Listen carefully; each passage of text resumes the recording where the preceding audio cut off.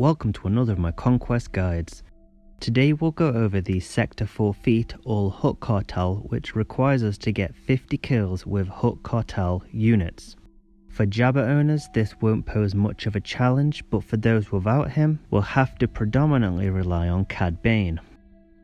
So my strategies centre on a thick taunting tank marked with Voluntary Vanguard, Watt's weapon tech feeding Cad lots of turn meter, and Zealous ambition juicing Cad out of his mind, ensuring he's getting all the kills.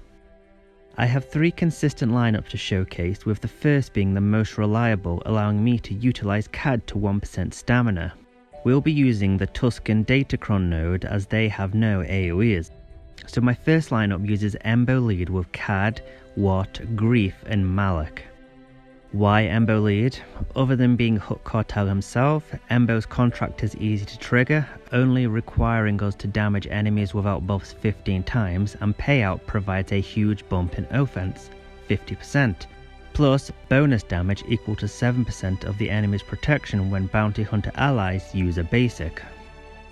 All of this ensures your Hutt Cartel are maintaining a decent offensive output whether they are low stamina or low relic, as my first battle demonstrates. Malak is critical for this lineup, more so when fighting the crit heavy Tuskens. Other than taking reduced damage from their dots, he'll frequently be inflicting fear on them when he receives a crit, slowing down their attacks and providing opportunities for Cad to strike. Of all the tanks I used in this lineup, Malak was the most consistent and helpful in getting the win. The downside is he'll need a Voluntary Vanguard data disc to ensure the enemy stays on him.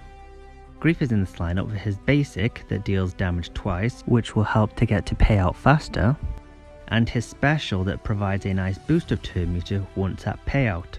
Use him with caution though, being support he'll benefit from these Zealous ambition discs and may knock out some decent damage and get a kill. Once Watt's weapon tech has been distributed with Malak receiving the med pack, I'd suggest only using basics. Other than inflicting bonus damage under Embo's lead for bounty hunter allies, it ensures Watt doesn't assist and inflict any dots that can potentially steal kills.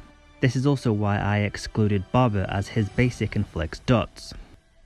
My second lineup uses Bossk lead as our tank with Watt, Barris and Hermit Yoda supporting.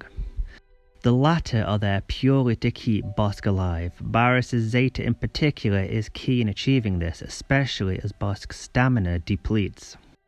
My final lineup mirrors the first, except we're using Crew in Malak's place. Similar to Malak, Crew takes reduced damage from dots, and also has some decent health recovery. The downside is that he'll be countering a lot, and you may run the risk of timing out simply because of his slow basic animation.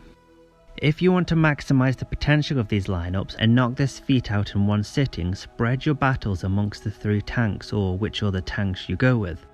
This will improve your odds of pulling off consistent wins and avoid wasting energy. At my relic levels, I usually switch tanks every 3 or so wins. So that should be everything.